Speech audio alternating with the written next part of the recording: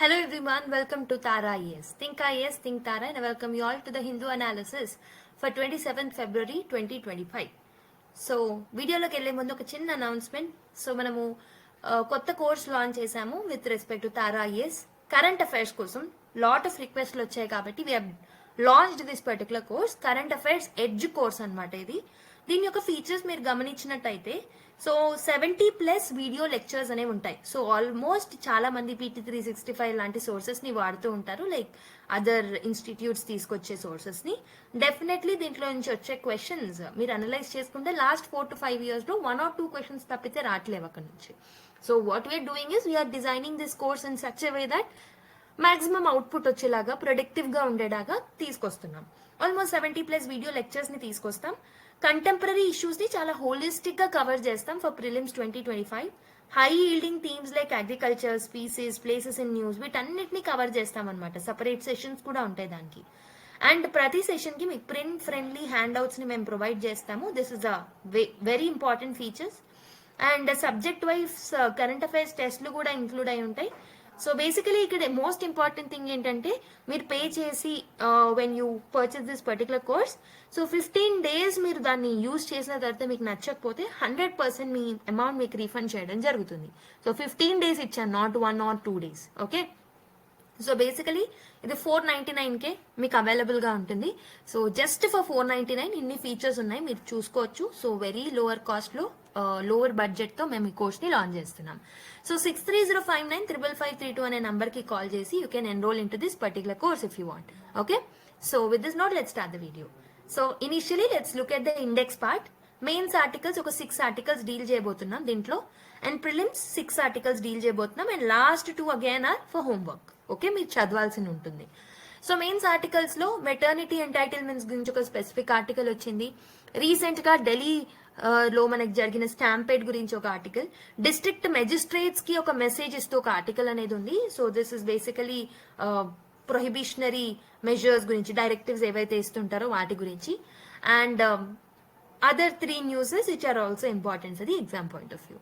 So దీంతో పాటు 4 articles of prelims we'll discuss in the class itself, and 2 are for homework. Okay, with this note let's start the video. మొత్తం video చూడండి, నచ్చినట్టయితే like చేయండి మొత్తం చూసాక, అండ్ కొత్తగా చూస్తున్న వాళ్ళు సబ్స్క్రైబ్ చేసుకోండి, and give your feedback to the comment box. Okay, with this note let's start the video.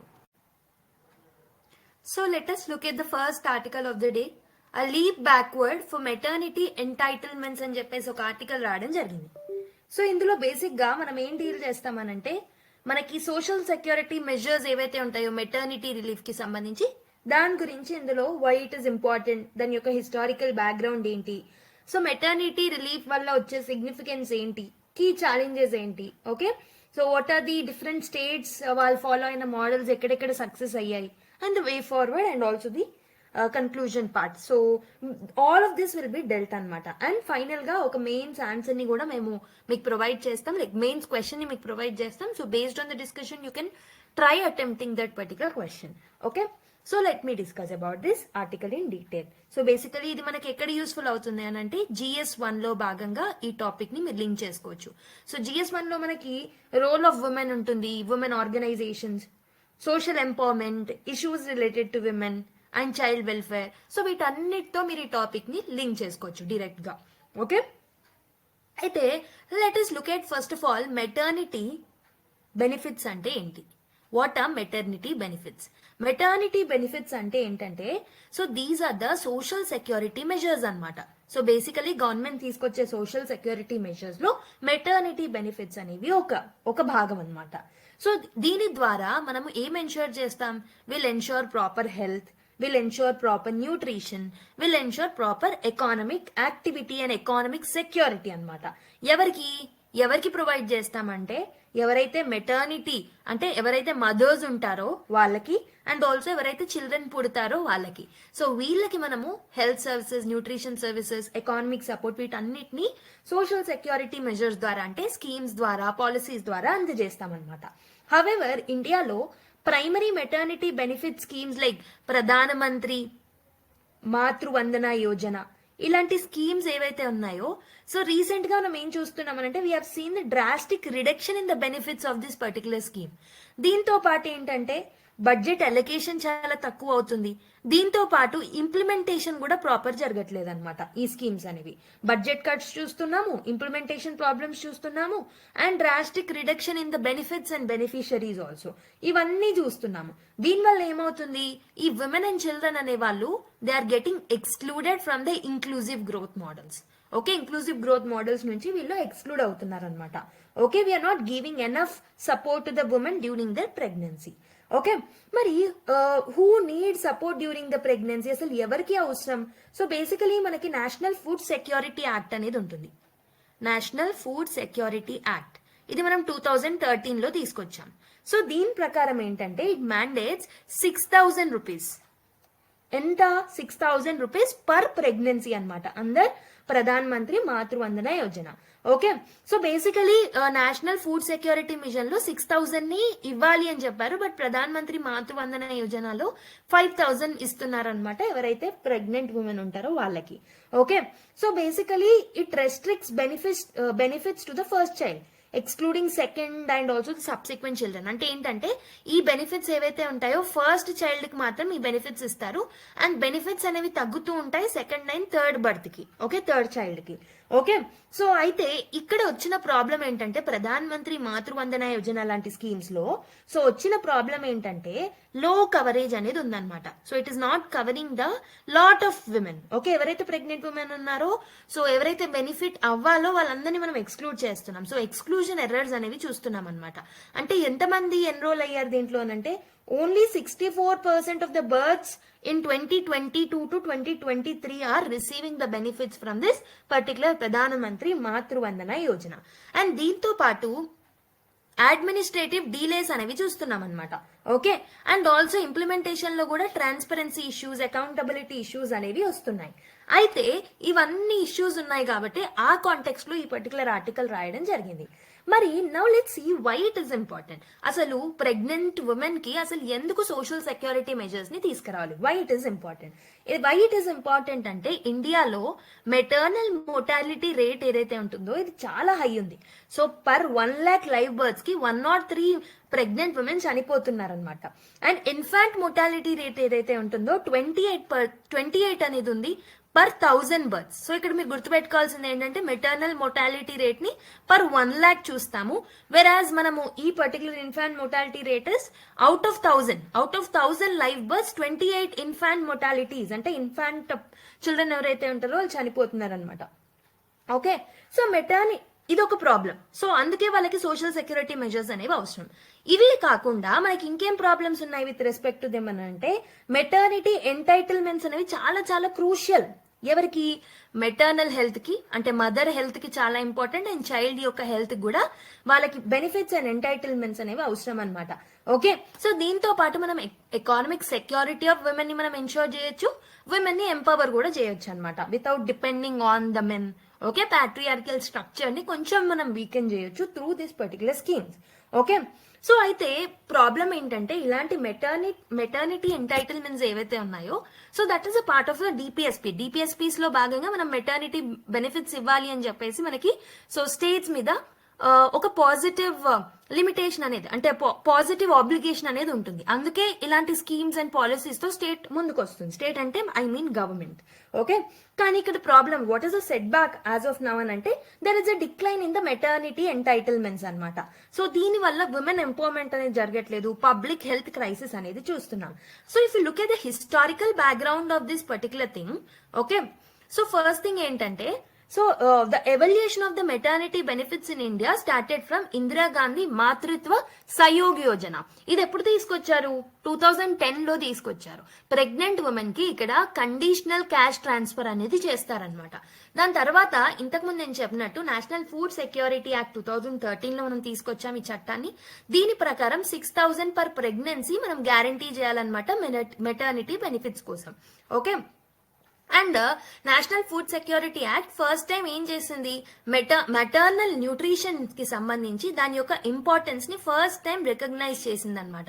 And also infant mortality కూడా తగ్గించాలి అనే టార్గెట్స్ ని ఇచ్చిందనమాట. Okay, so that is where NFSA అనేది మనకి ఇంపార్టెంట్ అవుతుంది. అండ్ ఇప్పుడు ఏంటంటే ప్రధాన్ మంత్రి మాతృత్వ యోజన ఏదైతే ఉంటుందో సో PMMMY వివై అంటే ప్రధానమంత్రి మాతృవందన యోజన.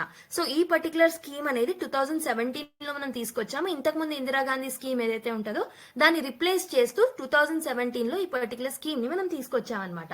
అయితే ఇందులో బెనిఫిట్స్ ని రెడ్యూస్ చేశారు to 5,000. Basically national food security act లో ఎంత మ్యాండేట్ చేశాము, 6,000 ఇవ్వాలి అని అనుకున్నాం. బట్ బెనిఫిట్స్ ని మనం ఎంత ఇస్తున్నాము, ఓన్లీ 5,000 రూపీస్ ఇస్తున్నాం అనమాట. దట్ టు ఫస్ట్ చైల్డ్ కి మాత్రమే 5,000 రూపీస్ ఇస్తున్నాము. And this scheme is mostly restricted to the first child అనమాట. And also there are issues with respect to the implementation gaps చూస్తున్నాం. సో పేమెంట్స్ ఏవైతే ఉంటాయో అవి డిలే అవుతున్నాయి. బ్యూరోక్రాటిక్ హర్డల్స్ అనేవి కూడా ఉన్నాయన్నమాట. లాట్ ఆఫ్ ఎక్స్క్లూజన్ ఎర్రర్స్ అనేవి చూస్తున్నాం. Okay, only few women are covered, only 60 to 70% women are covered under it. Okay, మరి ఇంటర్నేషనల్ కంపారిజన్స్ చూసుకుంటే వరల్డ్ హెల్త్ ఆర్గనైజేషన్ ఏదైతే ఉందో, so 16 weeks of paid maternity leave మనము ప్రెగ్నెంట్ ఉమెన్ కి provide చేయాలి అని చెప్పేసి WHO మ్యాండేట్ చేస్తుంది అనమాట. And also Scandinavian countries like Norway, Finland ఇవేవైతే ఉన్నాయో ఇవి కూడా మెటర్నిటీ బెనిఫిట్స్ ని చాలా ఎక్కువగా ప్రొవైడ్ చేస్తాయి అనమాట. Like 12 to 18 months of paid leave ని ఇస్తారు. Okay, but India if you comparing with all of these global countries మనం చాలా ల్యాగ్ లో ఉన్నాం అనమాట in giving the maternity benefits. So that is where it is important for us to know why maternity benefits are significant for India. So let us see that. So next, as I've already told you, maternity benefits యొక్క significance తెలుసుకోవాలి. So ఒకటి వచ్చేసి basically maternity benefits వల్ల mother health కి and also child health కి చాలా benefit అనేది ఉంటుంది అనమాట. They will have proper health and also nutrition అనేది ప్రాపర్ గా అందుతుంది. సో బేసికలీ ప్రీనేటల్ న్యూట్రిషన్ అనేది బెటర్ గా ఎన్షూర్ చేయొచ్చు అనమాట. దీనితో మనము అనేమియాని డిక్రీజ్ చేయొచ్చు, బర్త్ వెయిట్ ని తగ్గించవచ్చు, మెటర్నిటీ మొటాలిటీ లైక్ మెటర్నల్ మొటాలిటీని తగ్గించవచ్చు. ఇవన్నీ చేయడం వల్ల it will help and it will improve the health and nutrition of the mother and child అనమాట. ఓకే, బ్రెస్ట్ ఫీడింగ్ సపోర్ట్ ని మనం ప్రొవైడ్ చేయొచ్చు, పోస్ట్ నేటల్ రికవరీ అనేది మనం చేయొచ్చు అనమాట. సో ఈ న్యూట్రిషన్ ద్వారా, న్యూట్రిషన్ అండ్ హెల్త్ స్కీమ్స్ ని తీసుకురావడం ద్వారా, and also maternal benefits and maternity benefits ద్వారా ఎకానమిక్ సెక్యూరిటీని కూడా మనం ఎన్షూర్ చేయొచ్చు. సో బేసికలీ ఏవైతే జాబ్స్ ని వాళ్ళు కోల్పోతారో, వేజెస్ ని వాళ్ళు కోల్పోతారో during the pregnancy time, so వాళ్ళకి మనం ప్రొవైడ్ చేసే మనీ అనేది కంపెన్సేషన్ గా ఉంటుంది అనమాట. So basically informal sector workers కి, ఎవరైతే మార్జినలైజ్డ్ సెక్టార్స్ లో పని చేస్తున్నారో వాళ్ళకి ఈ పెయిడ్ మెటర్నిటీ లీవ్స్ అనేవి ఉండవు కాబట్టి సో వాళ్ళకి ఈ కంపెన్సేషన్ లాగా ఉంటుంది అనమాట. సో ఈ పర్టికులర్ మెటర్నిటీ బెనిఫిట్స్ కి అనేవి.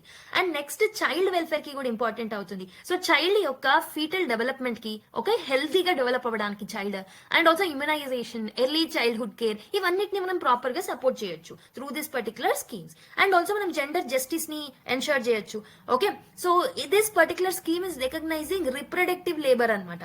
ఓకే, దీంట్లో కూడా ఈ రిప్రొడక్టివ్ లేబర్ అంటే ఏంటి, during the pregnancy time also they are contributing somewhat to the society. అంటే ఏంటి, ఎకానమిక్ స్కీమ్స్ అనేవి మనం తీసుకొస్తున్నాం లైక్ మెటర్నిటీ బెనిఫిట్ స్కీమ్స్ కింద. Like we're giving some incentives to the pregnant women కాబట్టి so they are having reproductive labour అనమాట. So that is where it is important. And also women empowerment అనేది జరుగుతుంది. So financial dependency on the men will be decrease. So all of this is the significance of the maternity benefit schemes. Okay, కానీ కొన్ని challenges అనేవి ఉన్నాయి maternity benefit schemes కింద, entitlements కింద. Reduction in the benefits already చూసాం, and only first borns కి cover చేస్తున్నారు. And also recent గా మనం బడ్జెట్ కట్స్ అనేవి చూసాం. Only 36% of the eligible women are receiving the benefits and 870 crores మాత్రమే మనం ఇచ్చాం. Okay, so which is actually మనకి 870 crores కాదు. సో 870 crores అనేవి జస్ట్ మనకి అవసరమైన దాంట్లో 1/3 మాత్రమే ఫుల్ఫిల్ చేస్తున్నాయి అనమాట. అలా బడ్జెటరీ కన్స్ట్రెయిన్స్ అనేవి కూడా ఉన్నాయి. And implementation problems and bureaucratic delays కూడా చూస్తున్నాం. ఒక్కొక్కసారి పేమెంట్స్ ని చాలా డీలే చేస్తున్నారు because of the technical glitches, verification issues, and documentation process ఏదైతే ఉందో అది కూడా చాలా లెందీగా ఉండడం వల్ల so people are getting excluded from the benefiting part. Okay, వాళ్ళ ఆధార్ డీటెయిల్స్, వాళ్ళ బ్యాంక్ డీటెయిల్స్, వాళ్ళ ప్రూఫ్ ఆఫ్ ప్రెగ్నెన్సీ ఇవన్నీ సబ్మిట్ చేయాల్సిన అవసరం అయితే ఉంది. So this is leading to the exclusion errors. And also transparency కూడా లేదు ఈ స్కీమ్స్ లో. Ministry of women and child development అసలు కంప్లీట్ డేటాని పబ్లిక్ డొమైన్ లో పెట్టట్లేదు. So that is another problem. Transparency issues అనేవి చూస్తున్నాం.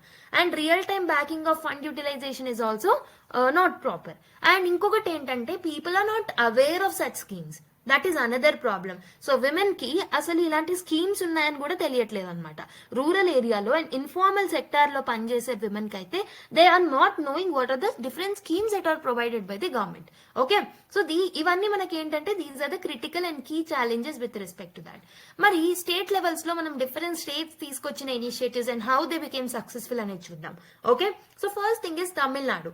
తమిళనాడులో మనకి doctor Muthulakshmi Reddy maternity benefit scheme ని తీసుకొచ్చారు. సో దీంట్లో భాగంగా సో ఎంత ప్రొవైడ్ చేస్తున్నారు పర్ ప్రెగ్నెన్సీ కంటే 18,000 రూపీస్ ని ఇస్తున్నారు అనమాట, which is higher than that of the Pradhan Mantri మాతృత్వ వందన యోజన. ఓకే, అయితే ఇందులో ఫస్ట్ చైల్డే కాదు, అందరూ ఎంతమంది అయితే పిల్లలు పుడతారో వాళ్ళందరికీ ఈ పర్టికులర్ స్కీమ్ ని బెనిఫిషరీస్ గా ఇస్తున్నారు అనమాట, not just for the first child. Okay, and coverage చూసుకుంటే నేషనల్ యావరేజ్ లో 42% మాత్రమే టోటల్ కవరేజ్ ఉంది. కానీ ఎలిజిబుల్ బెనిఫిషరీస్ లో 84% మెంబర్స్ కవర్ అవుతున్నారు అనమాట ఈ particular Muthulakshmi Reddy maternity benefit scheme లో. అంటే this is the first successful model that we have learn. ఇదే కాకుండా ఒడిస్సాలో మనకి మమతా స్కీమ్ అనేది ఉంది. పర్ ప్రెగ్నెన్సీ 10,000 రూపీస్ ఇస్తున్నారు రూరల్ విమెన్ కి, which is again higher than the central scheme. Okay, and also coverage అనేది ఫస్ట్ ప్రెగ్నెన్సీయే కాదు సెకండ్ ప్రెగ్నెన్సీ కూడా ఇస్తున్నారు అనమాట. Okay, and also out reach కూడా ఎక్కువ ఉంది, బెనిఫిషరీస్ కూడా ఎక్కువ ఉన్నారు. ఓకే, అయితే ఈ స్టేట్స్ నుంచి ఈ ఒడిస్సా అండ్ తమిళనాడు యొక్క సక్సెస్ మంత్రాస్ ఏవైతే ఉన్నాయో వాటిని మనం అడాప్ట్ చేసుకోవచ్చు ఎవ్రీ స్టేట్ లో అండ్ నేషనల్ లెవెల్లో. సో ఎక్కువ పే అవుట్స్ ఇవ్వాలి, బడ్జెటరీ అలవెన్సెస్ అనేవి పెంచాలి, అండ్ ఆల్సో అప్లికేషన్ ప్రాసెస్ ని కొంచెం సింప్లిఫై చేయాలి, బ్యూరోక్రాటిక్ హర్డిల్స్ అనేవి ఉండకుండా. అండ్ ఇంప్లిమెంటేషన్ ప్రాసెస్ లో కూడా మనం టైమ్లీ పేమెంట్స్ అనేవి ఇవ్వడం ఇవన్నీ మనం చేయాలన్నమాట. Okay, I hope you have understand. So మరి ఇంకేం చేస్తే బాగుంటుంది? ఈ స్టేట్ మోడల్స్ నుంచి మనము తీసుకోవడమే కాకుండా what should be the way forward, what more can be done? Universal maternity benefits అనేవి ఇవ్వాలన్నమాట. ఓకే, అన్ని ప్రెగ్నెన్సీకి అంటే ఫస్ట్ చైల్డ్ కే కాదు, for all the children who are born. So వాళ్ళందరికీ సమయం లైక్ ఆ పర్టికులర్ టైంలో ఉన్న ప్రెగ్నెన్సీస్ ఏవైతే ఉన్నాయో ప్రతి దానికి సిమిలర్ కైండ్ ఆఫ్ బెనిఫిట్స్ ఇవ్వడం important. And also we have to increase. So national food security act కింద మ్యాండేట్ చేసిన 6,000 రూపీస్ అనేవి మనం ప్రొవైడ్ చేయాలన్నమాట per pregnancy. And also budget allocation కూడా అడిక్వేట్ గా ఉండాలి. సో ప్రస్తుతం ఓన్లీ 1/3 ఆఫ్ ద నీడ్స్ ని మనం ఫుల్ఫిల్ చేయగలుగుతున్నాం. Okay, allocation should be increase to almost 12,000 crores. And also implementation లో కూడా డీలేస్ అనేవి ఉన్నాయి, వాటిని ప్రాపర్ గా ఇంప్లిమెంట్ చేయాలి. సో ఏమైనా టెక్నికల్ గ్లిచెస్ ఉంటే వాటన్నిటిని సాల్వ్ చేసుకోవాలి. We have to ensure the direct benefit transfers are done on time. And also transparency issues are there, so we have to solve the transparency issues. And real time data should be published by the state governments and the central government time to time, okay, with respect to the beneficiaries. And also మనము దీంట్లో ఏమైనా అంటే ఈ scheme లో ఈ particular schemes లో ఏమైనా problems ఉన్నప్పుడు సో ప్రజలకి గ్రీవియన్స్ రెడ్రెసల్ మెకానిజమ్స్ ని కూడా మనం ప్రొవైడ్ చేయాలి. అంటే వాళ్ళ ప్రాబ్లమ్స్ ని కంప్లైంట్ చేసేలాగా సో రెడ్రెసల్ మెకానిజమ్స్ ని కూడా వాళ్ళకి మనము ప్రొవైడ్ చేయాలన్నమాట. అండ్ ఆల్సో అవేర్నెస్ ప్రోగ్రామ్స్ మనము స్టార్ట్ చేయాలి. Like as there are lack of awareness of this particular schemes, definitely we have to include different stakeholders like ASHA workers, Anganwadi centers, వీటన్నిటిని మనం utilise చేసుకొని సో అవేర్నెస్ ని పెంచాలన్నమాట. Okay, ఈ and so welfare schemes ఉన్నాయని చెప్పేసి. Okay, so we have to conduct awareness programmes in even rural areas.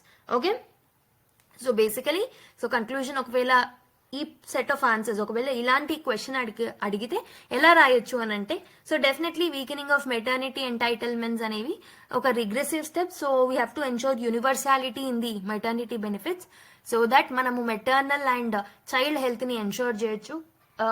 Economic empowerment and overall women empowerment ని కూడా మనం తీసుకురావచ్చు along with gender justice. Okay, ఒక వెల్ ఫండెడ్ అండ్ ఒక well structured bureaucratic framework తో ముందుకొచ్చి ఆల్రెడీ ఎగ్జిస్ట్ ఉన్న schemes ని కొంచెం మనం రిఫార్మ్స్ తీసుకొస్తూ ప్రాపర్ గా ఇంప్లిమెంటేషన్ లో పెట్టాలి. ఓకే, సో దాని వల్ల ఎక్కువ మంది బెనిఫిషరీస్ కి అందుతాయి, టైమ్లీ డెలివరీస్ అనేవి కూడా జరుగుతాయి. ఓకే, ప్రధాన్ మంత్రి ఈ particular Yojana the central scheme which is there, దానిలో మనకి బెనిఫిట్స్ అనేవి తగ్గాయని చూసాం.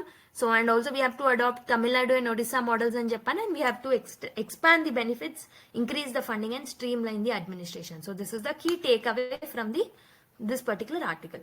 Okay, so based on the discussion that we have made, try to solve this UPSC mains question.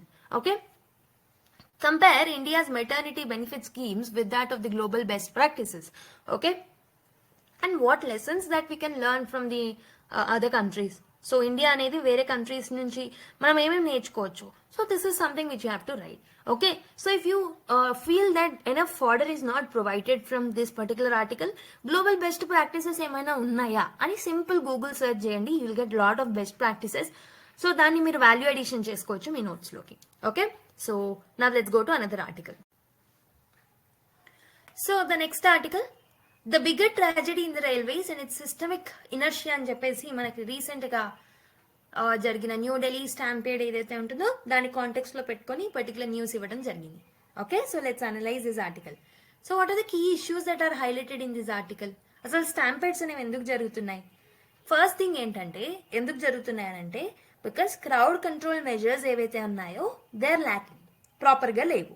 స్టాంపేడ్స్ అనేవి మనం ప్రివెంట్ చేయొచ్చు ఒకవేళ ప్రాపర్ క్రౌడ్ కంట్రోల్ మెజర్స్ ని మనం తీసుకొస్తే, కానీ స్టాంపేడ్స్ ఏవైతే ఉన్నాయో అవి జరుగుతున్నాయి all because of the lack of crowd control measures. ఒకవేళ స్టాంపేడ్స్ ని మనం ప్రివెంట్ చేయాలంటే మనం ఏం చేయొచ్చు? So smooth and unidirectional crowd movements అనేవి మనం తీసుకురావచ్చు. ఒకే డైరెక్షన్ లో స్మూత్ ట్రాన్సిషన్, స్మూత్ మూమెంట్స్ అనేవి మనం తీసుకురావచ్చు అనమాట. అండ్ ఆల్సో అడిక్వేట్ బ్యారికాడింగ్ అనేది చేయొచ్చు. అండ్ సెక్యూరిటీ పర్సనల్ ప్రాపర్ గా వాళ్ళకి ట్రైనింగ్ అనేది ఇవ్వచ్చు అనమాట సెక్యూరిటీ పర్సనల్ కి. దీంతో పాటు clear communications and also announcement అనేవి important. Lot of announcements are done only in 2 languages. Vernacular languages లో చేయకపోవడం వల్ల people are not knowing the announcement. So essence of announcements అనేవి పీపుల్ కి రీచ్ అవ్వట్లేదు, ప్రాపర్ గా కమ్యూనికేట్ అవ్వట్లేదు. సో ఇఫ్ ఎట్ ఆల్ అన్ని లాంగ్వేజెస్ లో మనం అనౌన్స్ చేసినట్టు అయితే definitely people will understand the rules and regulations properly. Okay, so ఈ పర్టికులర్ కేసులో అయితే, న్యూఢిల్లీ కేసులో అయితే ఈ మెజర్స్ అనేవి ఇగ్నోర్ అయ్యాయి despite the prior warnings. So దాని వల్లనే ఈ స్టాంపేడ్ అనేది జరిగింది అని చెప్పొచ్చు. ఓకే, సో సెకండ్ థింగ్ ఏంటంటే పూర్ ఇన్ఫ్రాస్ట్రక్చర్ ప్లానింగ్ అనేది చాలా పూర్గా ఉందన్నమాట. So CCTV equipped control rooms అనేవి ఫెయిల్ అయ్యాయి. So basically CCTV rooms have been failed. This is the first problem. And దీంతో పాటు ఎస్కలేటర్స్ ప్రాపర్ గా పనిచేయలే కొన్ని ప్లాట్ఫామ్స్ లో. This is another problems. And also ఒక ప్లాట్ఫామ్ కి ఇంకో ప్లాట్ఫామ్ కి ప్రాపర్ కోఆర్డినేషన్ అనేది కూడా మిస్సింగ్ అయిందనమాట. Okay, basically announcing and unreserve train on a crowded platform. So this is one mistake అయితే.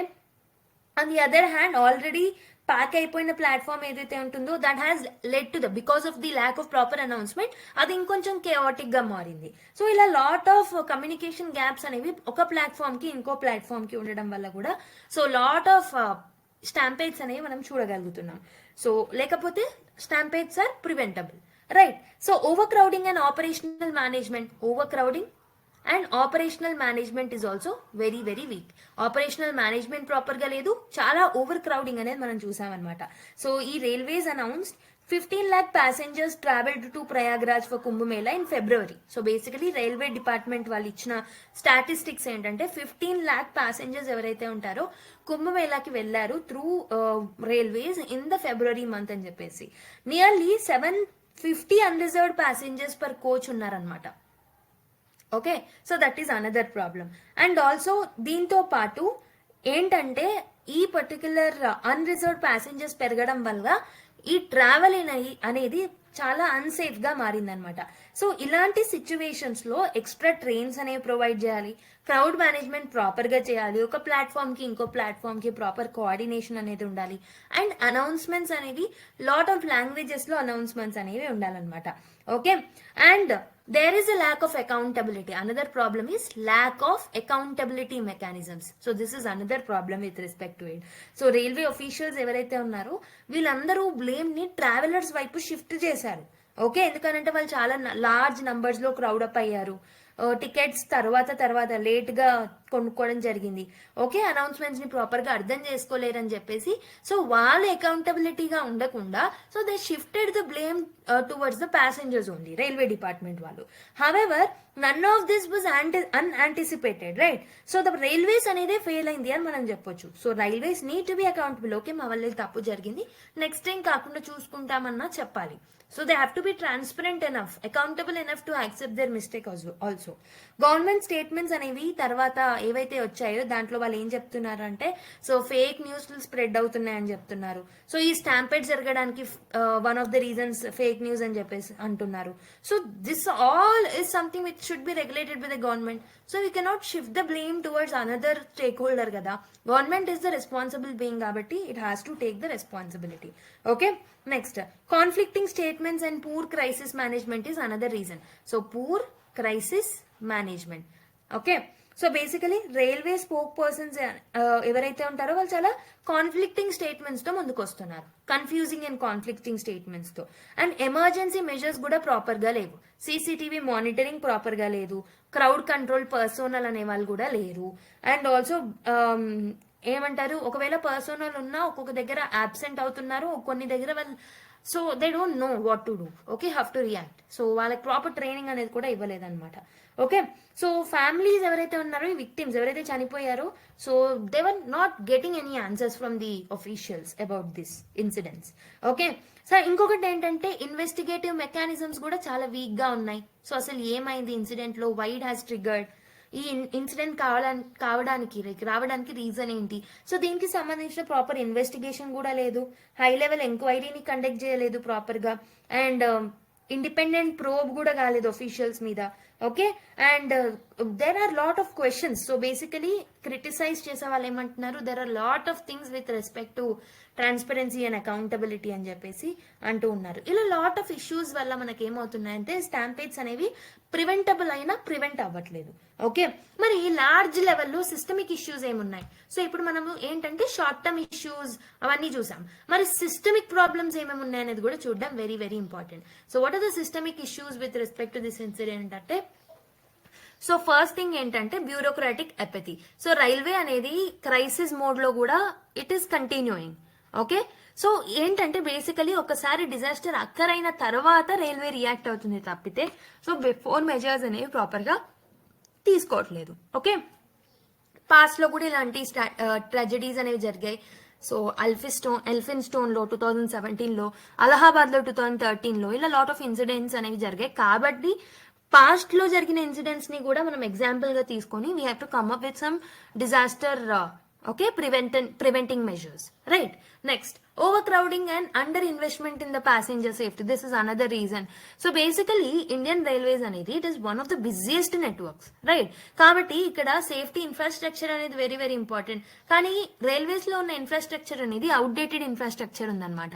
అండ్ రైల్వే అనేది ప్యాసింజర్ కన్నా ఎక్కువగా రెవెన్యూ జనరేషన్ మీద దృష్టి పెడుతుంది.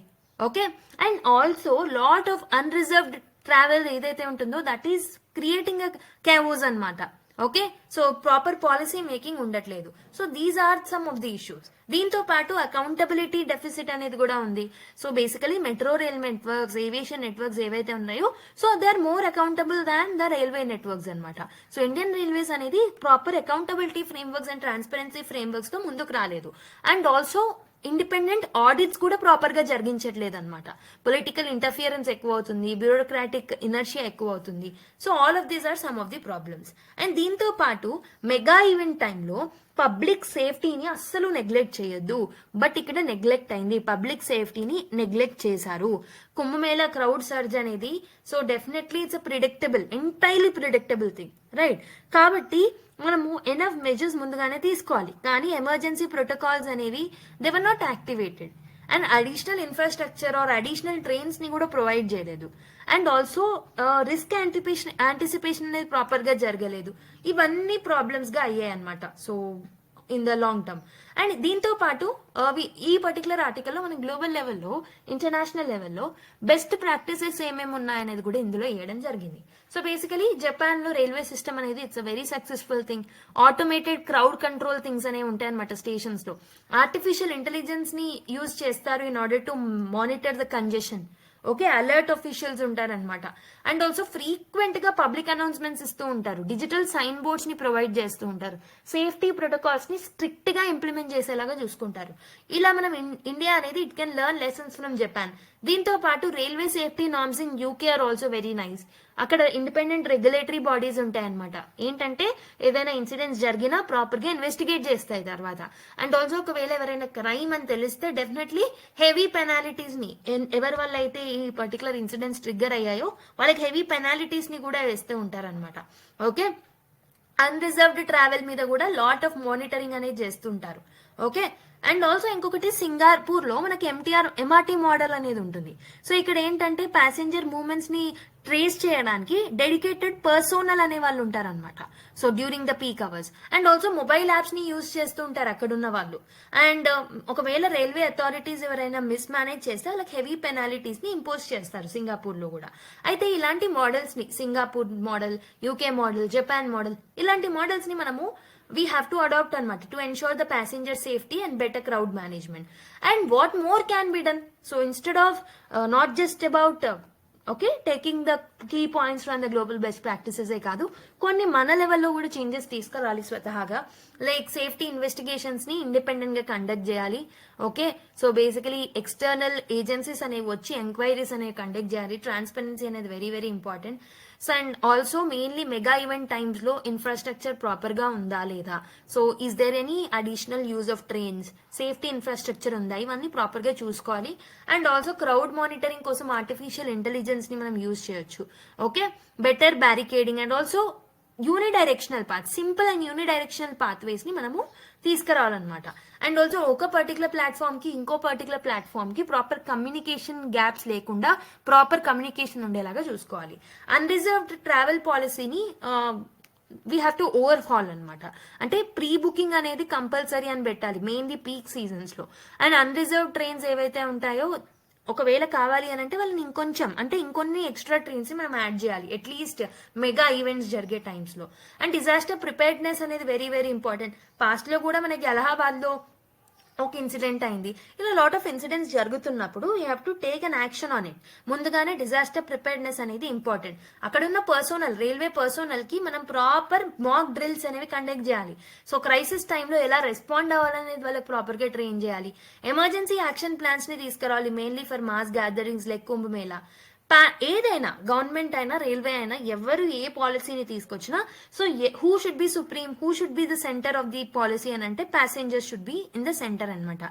సో వాళ్ళకి బేసిక్ గా so clear and consistent public announcements అనేవి ఇంపార్టెంట్. సో అడిషనల్ స్టాఫ్ ని కూడా మనం ప్రొవైడ్ చేయాలన్నమాట for managing the crowds at the major hubs. Okay, so this is how we can control the stampede.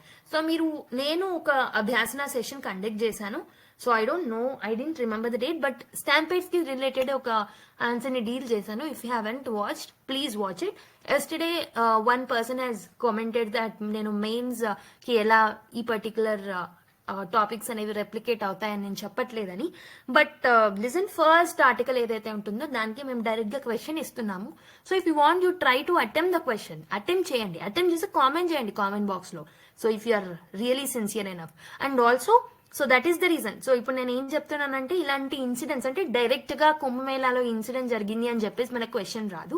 ఒకవేళ question వస్తే ఎలా వస్తుంది అని అంటే స్టాంపేడ్స్ కి సంబంధించి how stampede can be controlled as a part of a disaster management. So అప్పుడు మీరు ఏం చేస్తారు, ఈ ఇన్సిడెంట్స్ ఏవైతే ఉంటాయో వాటిని కాంటెక్స్చువల్ బేస్డ్ ఇంట్రడక్షన్స్ గా యూజ్ చేస్తారు. అంటే ఇంట్రడక్షన్స్ లో ఇలాంటి ఇన్సిడెంట్స్ ని మెన్షన్ చేసి, లైక్ రీసెంట్ గా ఈ ఇన్సిడెంట్ జరిగింది, సో ఆ ఇన్సిడెంట్ జరగడం వల్ల మనకి ఇది ఇంపార్టెంట్ అవుతుంది. So this is how these are the reasons why it is taking place, what can be done, what can NDMA come up with. ఇలా మనం డిఫరెంట్ స్టెప్స్ ని రాయాలన్నమాట. Okay, so now let's go to the next article, and questions can be in any pattern. So మీ దగ్గర ఉన్న fodder points ni you have to mold it, okay, according to your use.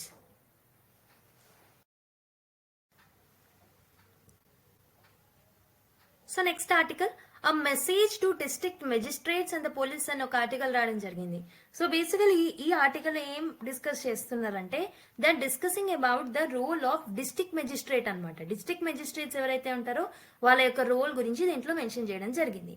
And also the role of police, దేనికి సంబంధించి వీళ్ళ role గురించి discuss చేశారంటే enforcing prohibitory orders ఏవైతే ఉంటాయో వాటిని ఎన్ఫోర్స్ చేసే సమయంలో ఏమేమి డిస్ట్రిక్ట్ మెజిస్ట్రేట్ యొక్క రోల్ ఎలా ఉంటుంది, పోలీస్ యొక్క రోల్ ఎలా ఉంటుంది అనేసి ఇట్లా మెన్షన్ చేయడం జరిగింది. బేసికలీ వాళ్ళ రోల్ గురించి భారతీయ న్యాయ సంహితలో అండ్ ఆల్సో భారతీయ నాగరిక్ సురక్షిత్ సంహితలో డిస్కస్ చేస్తూ ఉంటున్నాను అనమాట. సో అందులో ఉన్న ఇంపార్టెంట్ సెక్షన్స్ గురించి కూడా దీంట్లో మెన్షన్ చేయడం జరిగింది. Okay, so basically previously IPC ఏదైతే ఉంటుందో అదే ఇప్పుడు బిఎన్ఎస్, ప్రీవియస్లీ సిఆర్పిసి ఏదైతే ఉండేనో అదే ఇప్పుడు బిఎన్ఎన్ఎస్ అనమాట. Okay, BNSS. సో ఈ పర్టికులర్ ఆర్టికల్లో it is highlighting a case in Indore where 2 first information reports అంటే ఎఫ్ఐఆర్స్ ఏవైతే ఉన్నాయో so they were registered against people for violating the disaster management's prohibitory order, district magistrate's prohibitory order. I'm very sorry, ఇంతకుముందు disaster management గురించి ఒక article deal చేశాం కదా, so that is wear నాకు ఆ టర్మ్స్ వచ్చేస్తున్నాయి. So basically I explain you in detail, don't worry. Okay, first కొన్ని key కాన్సెప్ట్స్ని నేను ఎక్స్ప్లెయిన్ చేస్తాను చూడండి. సో ఫస్ట్ థింగ్, మీకు ప్రొహిబిటరీ ఆర్డర్స్ అంటే ఏంటో తెలియాలి before going in to this article. Prohibitory orders అంటే లీగల్ డైరెక్టివ్స్ అనమాట. Okay, these are the legal directives. ఎవరు ఇష్యూ చేస్తారు వీటిని? డిస్ట్రిక్ట్ మెజిస్ట్రేట్స్ ఎవరైతే ఉంటారో వాళ్ళు ఈ లీగల్ డైరెక్టివ్స్ని ఇష్యూ చేస్తూ ఉంటారు. ఎందుకు? To prevent the disturbances. So డిస్టర్బెన్సెస్ని, పబ్లిక్ న్యూసెన్స్ని, ఓకే, పబ్లిక్ ఆర్డర్ ఏదైనా డిస్టర్బ్ అయితే వాటన్నిటిని ప్రివెంట్ చేయడానికి ఈ లీగల్ డైరెక్టివ్స్ని డిస్ట్రిక్ట్ మెజిస్ట్రేట్స్ ముందుగానే ఇష్యూ చేస్తూ ఉంటారనమాట. So basically they are usually invoked under section 163 అనమాట. సెక్షన్ 163 అండర్ బిఎన్ఎస్ఎస్ లోని సెక్షన్ 163 కింద వీటిని ఇష్యూ చేస్తుంటారు ఈ లీగల్ డైరెక్టివ్స్ ని. వాటిని మనము ప్రొహిబిటరీ ఆర్డర్స్ అని అంటూ ఉంటాం. ఇనీషియల్ గా ఏంటంటే సిఆర్పిసిలో 144 సెక్షన్ కింద మనం దీన్ని డీల్ చేసేవాళ్ళం. ఓకే, సో ఈ ఆర్డర్స్ ఏవైతే ఉన్నాయో ఇవి ఓన్లీ అర్జెంట్ కేసెస్ లో మాత్రమే ఇష్యూ చేయాల్సిన అవసరం అయితే ఉంటుంది. So in the cases like annoyance, danger to life, property, public safety, obstruction, so వీటి సమయంలో వీటిని మనం ఇష్యూ చేయాల్సిన అవసరం అయితే ఉంటుంది. For example, district magistrate can issue an order banning the gatherings in the sensitive areas. So basically sensitive areas లో gather అవ్వద్దు అని ఒక లీగల్ ఆర్డర్ అనేది ఇవ్వచ్చు, లీగల్ డైరెక్టివ్ అనేది ఇవ్వచ్చు. ఎందుకు? ఒకవేళ పబ్లిక్ ఆర్డర్ కి సేఫ్టీ ఉండదు అని అనిపించినప్పుడు definitely you can give the directive అనమాట. Okay, and second term that you have to remember is non cognizable offence అంటే ఏంటో తెలియాలి. సో నాన్ కాగ్నిజబుల్ ఒఫెన్స్ అంటే ఏంటంటే, సో బేసికలీ కొన్ని ఎక్కువ సీరియస్ కాకుండా లెస్ సీరియస్ ఒఫెన్సెస్ ఉంటాయి. ఓకే, సో ఈ పర్టికులర్ లెస్ సీరియస్ ఒఫెన్సెస్ లో ఏంటంటే పోలీస్ వాళ్ళని అరెస్ట్ చేయలేరు, ఇన్వెస్టిగేషన్ మొదలు పెట్టలేరు. So prior approval of district magistrate అనేది అవసరం ఉంటుంది. For example, public nuisance create చేసినప్పుడు, డిఫమేషన్ టైంలో, okay, disobedience of the public servant order, ఇలాంటి కేసెస్ అనేవి వెంటనే ఇన్వెస్టిగేషన్స్ ని మొదలు పెట్టద్దు అన్లెస్ డిస్ట్రిక్ట్ మెజిస్ట్రేట్ నుంచి ప్రయర్ అప్రూవల్ ఉంటే తప్పితే. So in contrast, cognisable offences అంటే ఏంటి? Mainly murder, robbery and kidnapping జరుగుతూ ఉంటాయి కదా. సో అందులో వెంటనే పోలీస్ ఇన్వెస్టిగేషన్ ని మొదలు పెట్టొచ్చు అనమాట, వెంటనే అరెస్ట్ చేయొచ్చు. సో ఈ టర్మ్స్ కి మీకు మీనింగ్ గుర్తుండాలి. నాన్ కాగ్నిజబుల్ అఫెన్స్ అంటే ఏంటో అర్థమైంది అనుకుంటున్నా, ప్రొహిబిషనరీ ఆర్డర్స్ అంటే ఏంటో అర్థమైంది అని అనుకుంటున్నా. నెక్స్ట్ థింగ్ ఇస్ ఎఫ్ఐఆర్ అంటే నాకు తెలిసి మీ అందరికీ తెలిసిందే. ఎఫ్ఐఆర్ అంటే first information report. So this is basically A document which is registered by the police when they receive some information about some cognizable offence. Cognizable offence అంటే ఏంటో చెప్పాను కదా. కాగ్నిజబుల్ అఫెన్స్ కి సంబంధించి ఏదైనా ఇన్ఫర్మేషన్ రిసీవ్ చేసినప్పుడు they right in the FIR అనమాట. Okay, basically legal process ని మొదలు పెట్టడానికి ఎఫ్ఐఆర్ అనేది ఇంపార్టెంట్ థింగ్, నెసెసరీ అనమాట against an accused person. Okay, so and ఇంకొకటి బిఎన్ఎస్ అండ్ బిఎన్ఎస్ఎస్ అంటే మీకు ఆల్రెడీ చెప్పాను, these are the new criminal laws. New laws ఏవైతే ఉంటాయో వీటికి సంబంధించి కొన్ని ప్రొవిజన్స్ ని తీసుకొచ్చారు. అయితే ఈ పర్టిక్యులర్ ఆర్టికల్లో మనకు ఒక కేసు గురించి, ఒక ఇన్సిడెంట్ గురించి మెన్షన్ చేశారు. సో ఏం ఇన్సిడెంట్ అంటే, ఇండోర్ ఏదైతే ఉందో ఈ ఇండోర్ లో ఒక డిస్ట్రిక్ట్ మెజిస్ట్రేట్ ఒక ప్రొహిబిషనరీ ఆర్డర్ ని బిఎన్ఎస్ఎస్ లో ఉన్న సెక్షన్ 163 కింద ఇష్యూ చేయడం జరిగిందనమాట. ఓకే, సో బేసికలీ ఒక ఇద్దరు మనుషులు ఇండోర్ లో దే డిసొబేడ్ దిస్ ఆర్డర్. ఈ ఆర్డర్ ని పట్టించుకోలేదు, డిసొబే చేశారు. అయితే one incident involved a person who gave money to a beggar. Okay, ఒక ఇన్సిడెంట్ లోనేమో ఒక పర్సన్ బెగ్గర్ కి మనీ వేశారు. So this was like encouraging begging అనమాట. సో ఒక పర్సన్ వెళ్ళి బెగ్గర్ కి మనీ వేయడం అనేది it's like encouraging the begging process. So which was restricted as part of the order. So basically indoor magistrate district magistrate ఇచ్చిన order లో beggars కి మనీ వేయొద్దు. So we should not encourage the beggars అని ఒక order లో ఒక point mention చేస్తుంది. కానీ ఒక పర్సన్ వెళ్ళేసి బెగ్గర్ కి మనీ వేయడం జరిగింది అనమాట. సో దట్ ఈస్ ఏంటంటే violation of this particular DM's order. Okay, so దీని వల్ల ఏమవుతుంది, ఎఫ్ఐఆర్ అనేది ఫైల్ అవుతుంది under section 223 section 223 of BNS కింద అండ్ సెక్షన్ 163 ఆఫ్ బిఎన్ఎస్ఎస్ కింద కేసెస్ అనేవి ఫైల్ అవుతాయి for violating the prohibitionary orders. అయితే లీగల్ ఇష్యూ ఏముంది, what are the legal issues and what are the courts interpretation in this particular case. అయితే మనం ఇక్కడ first legal issue ఏంటంటే, can FIR be registered for violating the prohibitionary order. ఈ prohibitionary orders ఏవైతే ఉన్నాయో వాటిని violate చేసినందుకు ఎఫ్ఐఆర్స్ ని ఫైల్ చేయాలనేది ఫస్ట్ క్వశ్చన్. కోర్ట్ ఏం చెప్తుంది అని అంటే, ఎఫ్ఐఆర్ ని ఫైల్ చేయాలా వద్దా అంటే నో అని అంటుంది కోర్ట్. ఎందుకు అని అంటే it is telling that it is a non cognizable offence. Basically FIRs అనేవి కాగ్నిజబుల్ అఫెన్స్ లో మనము రిజిస్టర్ చేస్తాము అండ్ లైక్ ఎఫ్ఐఆర్ ని తీసుకొస్తాము, not for the non cognizable offence అని చెప్పేసి కోర్ట్ చెప్పడం జరిగింది. అయితే బిఎన్ఎస్ఎస్ లో ఉన్న సెక్షన్ 215 క్లాస్ 3 ఏం చెప్తుంది అని అంటే, the courts cannot take direct action for such violations. Courts అనేవి డైరెక్ట్ యాక్షన్స్ ని తీసుకోవద్దు అని చెప్పేసి బిఎన్ఎస్ఎస్ చెప్తుంది అనమాట. సో ఇక్కడ ఏంటంటే police must first get approval from the magistrate before filing or before registering an FIR. Okay, so this is what is mentioned in BNSS. So this is the first issue. Second issue ఏంటి, past లో supreme court ఏమైనా rulings ని తీసుకొచ్చిందా దీనికి సంబంధించి అని అంటే, yes, supreme court has come up with some judgement. Let me take you over there. So supreme court and high court rulings ఏమున్నాయి దీనికి సంబంధించి. Okay, Muthaniappa versus state of Tamil Nadu case అనేది 2010 లో జరిగింది. సో ఇందులో ఏంటంటే సిఆర్పిసిలో ఉన్న 195 సెక్షన్ ని మ్యాండేటరీ చేయడం జరిగింది అనమాట, to prevent any misuse of it. Okay, violation of procedure can invalidate prosecution. ఒకవేళ ప్రొసీజర్ వైలేట్ చేస్తే ఎవరైనా definitely it invalidates the prosecution అనమాట. So next state of UP versus Mata Bux case అనేది జరిగింది.